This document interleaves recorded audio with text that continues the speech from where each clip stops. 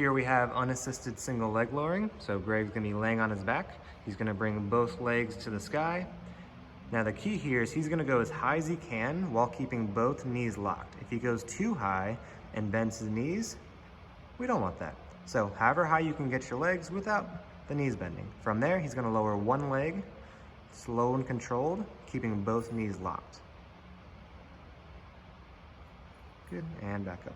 Let's go 5 per side. So while he goes, to point out a couple things, we wanna make sure our low back stays flush with the floor. There shouldn't be any space. So if you look right now, you'll see his back is relatively flat against the floor, which is exactly what we want.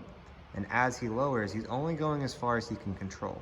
If he goes down to the point where his foot rotates out, his knees bend, his low back comes off the floor, he's gonna stop a little sooner. However far he can go and be successful is what we're looking for here. So what we have right now is a little rib grab T-spine rotation. See, my buddy Tommy here is in this side-lying fetal position. Notice how his legs are stacked on top of one another. He's gonna bring those knees above his pockets. He's gonna take his bottom arm and he's gonna glue those knees together. Now the whole time he performs this movement, he's not gonna let his knees drift apart from one another. He's gonna relax his head. His right arm is just gonna rest on his rib that's closest to the ground. And what he's gonna do now is he's gonna use his breath. He's gonna take a big inhale, and on the exhale, he's gonna rotate to his right, look over his shoulder. He's gonna try to find the turf with his gaze, and he's gonna hold this position for 5 breaths. So big inhale through the nose, big long exhale through the mouth. Use that exhale to drive into that rotation. So if you're able to sneak a little bit more rotation on the exhale, go for it. If not, it's also cool. And of course, once he knocks out his breaths on one side, he can go ahead and flip over, knock out breaths on the other side. He's gonna demo for you how to do a cat-cow. So he's gonna walk his hands out until his hands are underneath his shoulders, and he's gonna make sure his hips are slightly in front of his knees, which they are.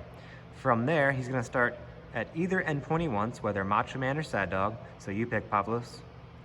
So he's starting in Macho Man. From there, he's gonna move from his hips, just starting with the hips, slowly going the other direction. So from his hips into his low back, he's slowly gonna start to round, and then into his upper back, and letting his head go towards the floor, tucking the chin.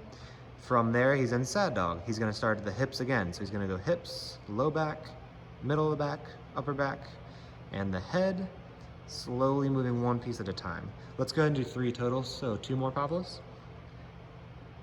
A way to think of this is if you imagine that each part of his spine, each vertebra, is a domino, and he's in a line of dominoes. He's moving from that first domino and letting that go directly into the next, slowly starting at the hips, going all the way to the head until everything has moved.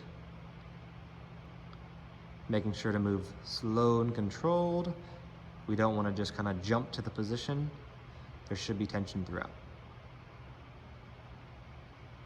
Greg is going to demo adductor rocking. He's going to take one of his legs and he's going to pull it out to the side, keeping his knee locked with his foot flat on the ground.